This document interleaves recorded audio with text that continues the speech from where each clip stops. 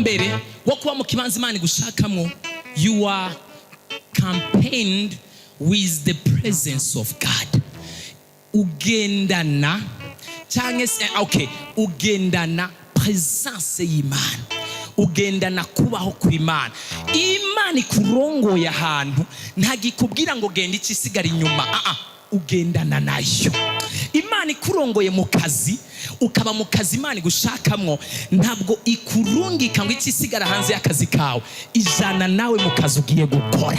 Imana ikurongoye kuwo mugiye kubakana, ntago kandi ari wigushaka ko, ntago ikurongora mu rugo bikiza hanze y'urugo rwanyu, yinjirana nawe. Ni kuvuga uba campaigned, ugendana, ujana presence y'Imana, ujana presence y'ijuru. Muri presence y'ijuru harimwo abamarayika, harimwo Imana, harimwo Data, harimwo Yesu, harimwo Mwemu Yera, harimwo ibintu byinshi bivyibitsemwo indani cyane gose. Dusomere Esaya 49 umurongo waho w'icumi. Iyo umugisha wa mbere, this is the blessing, or the first blessing. Kuba Imana igushaka, ugenda na presence y'Imana. Imana ikurungitse mu gikorwa, Imana iguhaye umuhamagaro, Imana iguhaye iyerekwa. Genda ukora iyerekwa ryo kuvuga ubutumwa, genda ukora iyerekwa ryo gusengera abagwayi, genda ukora iki gikorwa cyo gufasha, genda ukora iki gikorwa, genda muri urugo, genda hana. Ntago ugenda wenyene, Imana ijana nawe. Ni kuvuga nta murongozi n'umwe yo gutuma ahantu hanyuma ngo ntagushigikira ahantu yagutumye. Umurongozi wari we wese, reka tureke no kuvuga no mu buryo bw'imhemu, n'uburongozi bwose bwari bwo bwose bushobora gutuma umuntu ahantu aribwo bwamutumye bumwemera bukamutuma ahantu, ubwo burongozi bujana nawe. Iyo agize icyo akenera ahamagara bwa burongozi, iyo agize amakuru aronka ayaha bwa burongozi. Ni kuvuga umugisha wa mbere wo kuba mu kibanza Imana igushakamwo, ujana presence y'Imana. Dusomere Yesaya 49 umurongo w'icumi, turasoma mu izina ry'Umwami wacu Yesu Kristo. Amen. Haravuga ngo ntibazokwicwa n'inzara canke n'inyota, ntibazokwicwa n'inzara canke se n'inyota, kandi indugumba ntizobahundagaza canke izuba, ntizobahundagaza canke se izuba, kuko uwabagiriye ikigongwe azobaca imbere. Ntawo komera Imana amashyi menshi cyane. Kuko wabagiriye ikigongwe azobaje imbere. Hari aho yabarongoye ariko ntabasiga bonyene, aragira gute? Arabaje imbere, akabashikana no ku masoko y'amazi. Amena. Komera Imana amashyi menshi cyane. So gukurikira guidance y'Imana, gukurikira uburongozi bw'Imana, kuba mu kibanza Imana igushakamo. Bibiliya iratubwiye ngo ntago bazokwicwa n'inyota, ntago bazokwicwa n'inzara. Abantu bose Imana yabwiye ngo genda ukora iki gikorwa, ikabarongora mu muhamagaro, ikabarongora mu ishengero ryo kwihana no kuruhukira muri Yesu Kristo. Mpagaze hano ku gicaniro cyera nk'intumwa mu gishingo cy'Imana. Ntago muzokwicwa n'inzara, ntago muzokwicwa n'inyota, kubera uwabahamagaye azobaje imbere.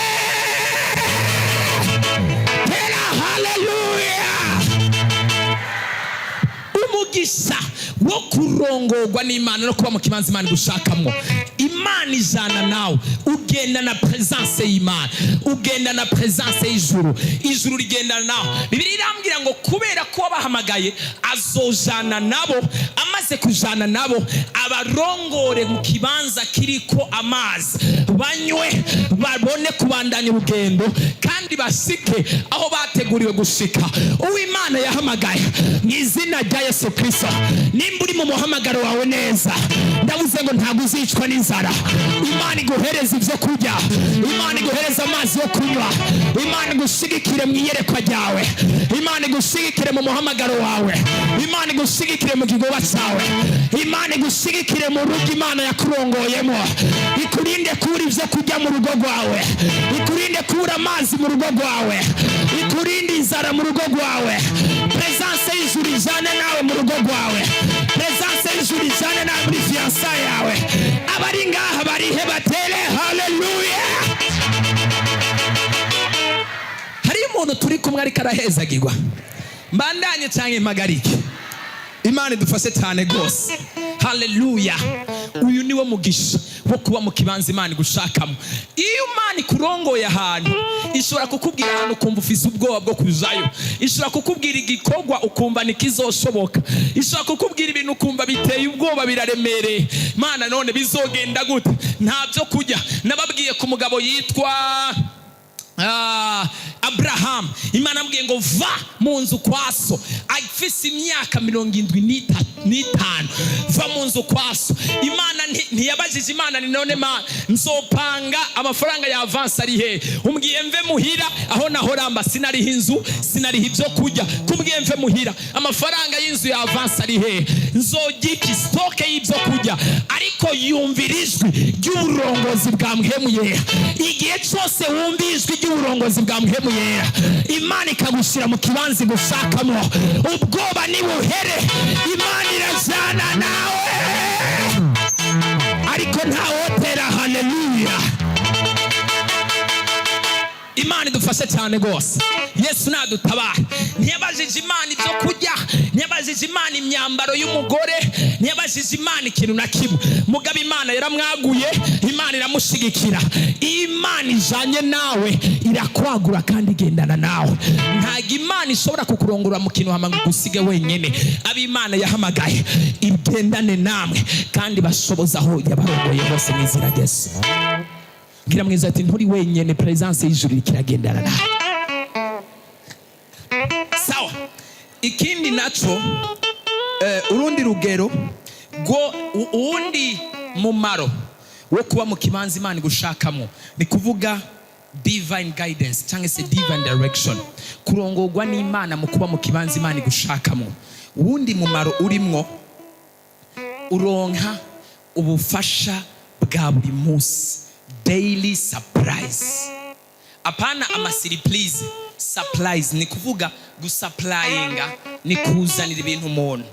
Iyo uri kura supplyinga amazi cyangwa se dufata umuntu aranguza, muzamubona nk'abantu baranguza amazi, baranguza ibintu, bagenda ku mabotike, ku alimentation, bagenda basiga ikintu ibyo bagenda baranguza. Ni kuvuga rero iyo uri mu kibanza Imana gushakamo uronka daily, donc ubutabazi cyangwa se ubufasha bwo ku munsi. Iyo uri mu kibanza Imana gushakamo ihakurungikirira. Apana uri hanze ya Imana gushaka. Uri hanze ya Imana gushaka ubufasha ni bushobora kugushikira, kubera ko hari kibanza Imana izi kurimwo n'ubufasha bukurikira discipline na ordre na location y'ijuru. Imana hikuza, hikubonera, hikubariza, aho nyene aho daily supplies, ubufasha bwa buri munsi. Dusomere Esaya 48:21. Ndiko ndihuta ngiye kurangiza mu kanya, nababwiye ko ntateba cyane gose. Turasoma mu izina ry'Umwami wacu Yesu Kristo. Amen. Kandi aho yabarongorera mu bugaragwa ntaho bishwe n'inyota. Kandi aho yabarongorera mu bugaragwa, abari mu kibanza Imana bazimwo kandi Imana bashakamo, kandi hari ahantu Imana yari kirabarongorera, iri kirabajana. Igihe cyose yari kirabarongora, ntago bariko barirongora, ntago bariko barikoresha ibyo bashaka, ntago bariko barakurikira ibigumbagumba byabo. Kandi kosa rimwe ryo kuba hanze y'ubugombe bw'Imana byaca bituma Imana ija mu gacerere cyangwa ntisubire kuvuga. Mose agasubira akavuga, Mana bibuke, Mana subira utugaburire, Mana subira udutabare. Bakarinda kwinginga, Mose ngo arinde kwinginga. Mugabe igihe cyose baba bariko bararongorwa nayo, bari mu bugombe bwayo, bariko bararongorwa n'ijuru, baronka ubufasha bwa buri munsi, ntaho bigeze bicwa n'inzara. Siko Bibiliya itubwiye. Yabatembeshereje amazi ava mu gitandara. Yaranabатembeshereje amazi. Yasatuye igitandara, amazi arasendanisha. Amen. Komera Imana amashyi menshi cyane. Gutembesha amazi mu gitandara bisigura iki? Imana yabahereza ubufasha aho butari. Imana yabahereza amazi aho atari. kuba mu kibanza Imana igushakamwo cyangwa se gukurikira urutonde n'uburongozi bwa Mpwemu Yera bituma uronka ubufasha utari witeze kandi buvuye ahantu hatari kuba hashoboka imbere y'amaso y'abantu. Ni kuvuga when you are in the right place, iyo uri ahantu Imana igushaka, you will get daily surprise. Uronka ubufasha, uronka ubutabazi, uronka delivery, uronka abakuzanira, ijuru rikuzanira, rikurungikira ubufasha, rikurungikira amafaranga, rikurungikira akazi. Wiryamiye ukumva umuntu aguhamagaye ngo niduherukanye, ukabona gukubisa amafaranga. Uri mu bikorwa ukabona umuntu aguhaye akazi, uri mu tuntu runaka ukabona umuntu agushize ahantu runaka, ukabona wari wataye ibyizigiro ko abana bataja ku ishuri ukabona bagiye ku ishuri, wari wabuze kuri ukabona Imana ikuriha inzu, wari wabuze wacanganye ukabona Imana igukoreye igitangaza. Abantu bose bari mu kibanza Imana ibashakamwo baronka ubufasha bwa buri munsi. Ni kuvuga abantu turi mu muhamagaro w'ijuru, ubwoba ntibuhere, ntabwo uzokwicwa n'inzara. Upfa kuba uri mu kibanza Imana igushakamwo, upfa kuba uri mu muhamagaro wawe. Ndabisubiyemo, naho abantu batabona ko ari ibyo kurya, uri mu bugaragwa, uri mu butayu, nta byo kurya bihari, nta mazi yo kunywa arimo, ntago nitaye ku bihe ndimo, ntago nitaye aho ndiko ndakorera. Kizima ndiko ndarongorwa n'Imana, kandi abariko bararongorwa n'Imana, Imana ibarungikira ubufasha bwa buri munsi. Tela haleluya. Bikurongora mu kibanza cyo kugururirwa. Iyo umuntu ariko aragendana n'Imana, ari mu kibanza Imana imushakamwo, kandi Imana iriko iragendana nawe, yarongowe n'Imana. Ni kuvuga kurongorwa n'Imana. Iryo jambo ryonyine ryo kurongorwa ni uguhabwa adresse. Donc iyo urongowe mu kibanza cy'umugisha, iyo urongowe mu mugisha runaka, bituma haboneka breakthrough mu Cyongereza, cyangwa se kugururirwa, cyangwa se kugururirwa kw'akazi, kugururirwa kwa business, kugururirwa k'urudandazwa, kugururirwa rw'ibikorwa bitandukanye. Dusomere Luka gice cyaho ca 5 umurongo waho w'indwi. Luka mu bubangutsi, Luka turasoma Luka 5. Aha, dusome ku murongo w'indwi. ndiyo urihute.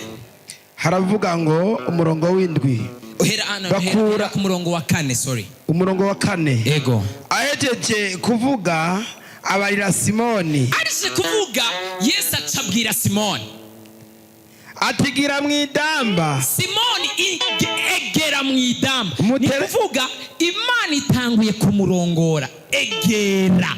Donc aha waruri nta kintu gihari, egera mwidamba.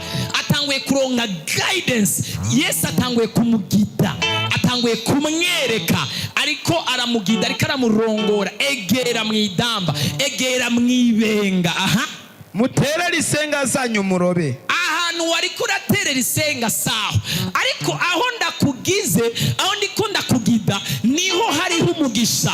Kandi nababwiye yuko kuba mu kibanza Imana cyangwa Yesu agushakamwo, gukurikira uburongozi bw'Imana, ni mu kibanza cya manifestation cyangwa se cyo kwiyerekana k'umugisha wawe. Imana itanguye Yesu atanguye kumugida, ariko aramwereka ngo aho waruri egera mwidamba. Wejeje kwegera mwidamba, tufata urusenga rwawe uruterere mu kiyaga. Aha,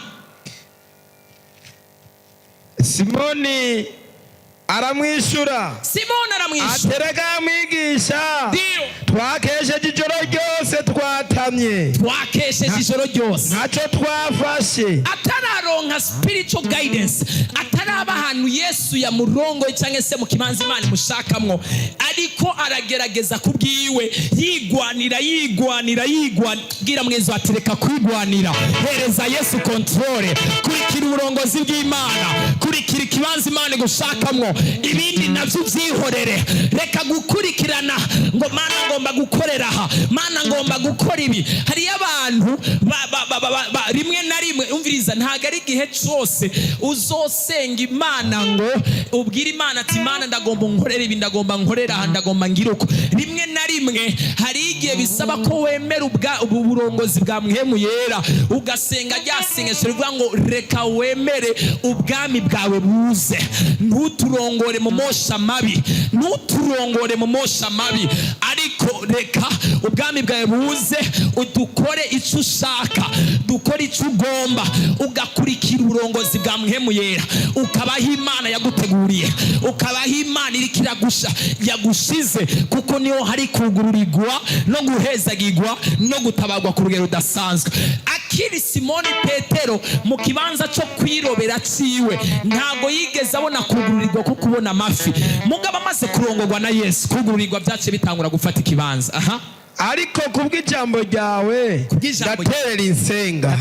Bandanya soma ugeze umurongo wa 6 geza ku ndwi. Babigize baroba ifi nyinshi cyane, insenga zabo zigomba gucika.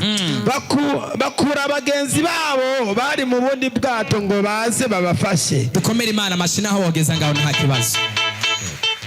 Gukurikira uburongozi bwa Mpwemu Yera, kurongorwa n'Imana, spiritual guidance, bituma uronka kugururirwa kw'ibintu byari vyugawe. Uyu mugabo Simoni Petero yakesheje ijoro aroba, ariko Yesu amaze kumurongora icyo agiye gukora, amaze kumubwira icyo agiye gukora, imiryango itangura kuguruka, ibintu bica bitangura gukoreka. Ni kuvuga bituma wugururirwa mu kazi kawe, bituma wugururirwa mu byo ukora, bituma byaguka cyane gusumba uko byahahora. Bishobora kugagwa n'abarozi, bishobora kugagwa n'abapfumu, bishobora kugagwa na karande, bishobora kugagwa n'ibyaha byawe, bishobora kugagwa n'intege nke zawe. Ariko iyo ukurikiye uburongozi bwa Mpwemu Yera, ukaba mu kibanza Imana igushakamwo, uba uri kurinjira mu kibanza cyo kugururirwa no guhezagirwa. Ndasengera umuntu wese ari ngaha, yaba udandaza, yaba ukora akazi runaka, yaba igikorwa cyose bufise, ndatuye hejuru y'ubuzima bwawe mu izina rya Yesu. Kubw'uburongozi bwa Mpwemu Yera, Imana ikurongora ahantu hari amafaranga menshi, Imana ikurongora ahantu ibidandaza byawe bigurirwa, Imana ikurongora ahantu akazi kawe kagenda neza, Imana ikurongorere ko n'abagukosorera, Imana ikurongorere ko n'abagushigikira, kubera ko wumviye uburongozi bwa Mpwemu Yera. Imana ikurungikira ubufasha, bwagufata ukuboko, bwagufata ikiganza, ibidandazo byawe ntibikabura ababigura, akazi ukora ntikagapfe nabi. Imana yo mu ijuru iguhereza ikiganza cyiza cyaho ukorera, iguhereza ururimi rwiza rwo kuvugana n'abakugurira, iguhereze kwitwararika no kwitwararikwa. Haleluya! Imana idufashe cyane rwose. Haleluya, haleluya.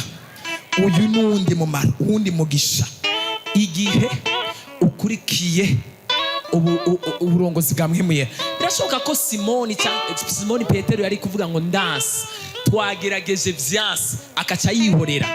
Ni umukozi w'Imana ntiyakubwira ngo kora iki, witsi Imana irikira kubita, Imana irikira kurongora, irikira kugita icyo ukora, irikira kugita huja. Imana idufashe cyane gose. Haleluya.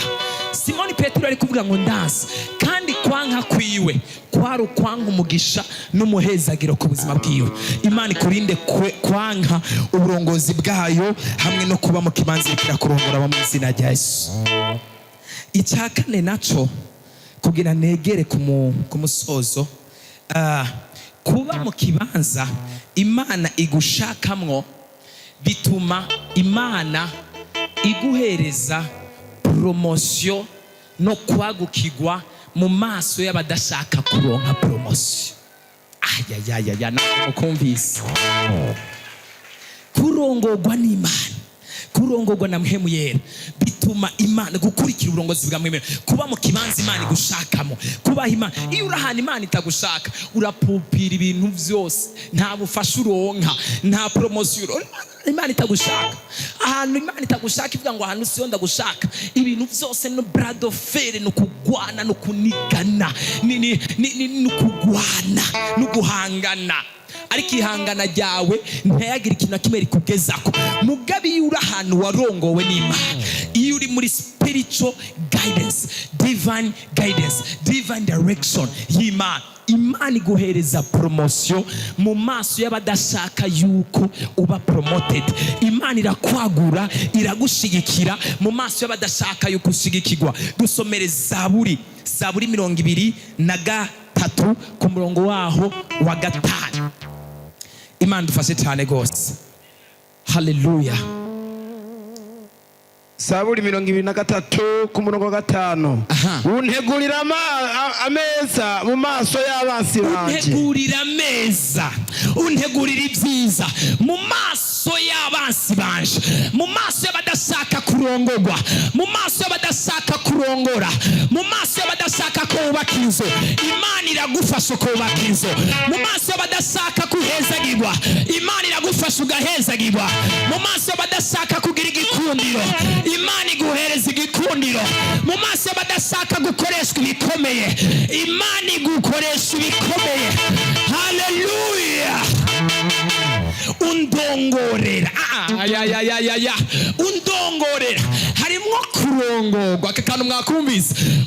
Untegurira ameza imbere y'abansi banje, untegurira ibyiza imbere y'abansi banje. Ni kuvuga iyo uhoraho n'umwungere wanje sizokena andongorera hafi y'icanya c'amazi adasuma, hambavu yo kunshira no kundongorera hafi y'amazi adasuma, aca ntegurira ameza imbere y'abansi banje. Babarozi bakuroga, Imana iraguhezagira bariko barabiraba. Barugaye inzira zose ngo ntuhezagire, ariko Imana iragutegurira amaso ameza bariko barabibona. Ishari ribice, agahinda kabafate, bagwarikira umurira, umutima usime, tension iduge.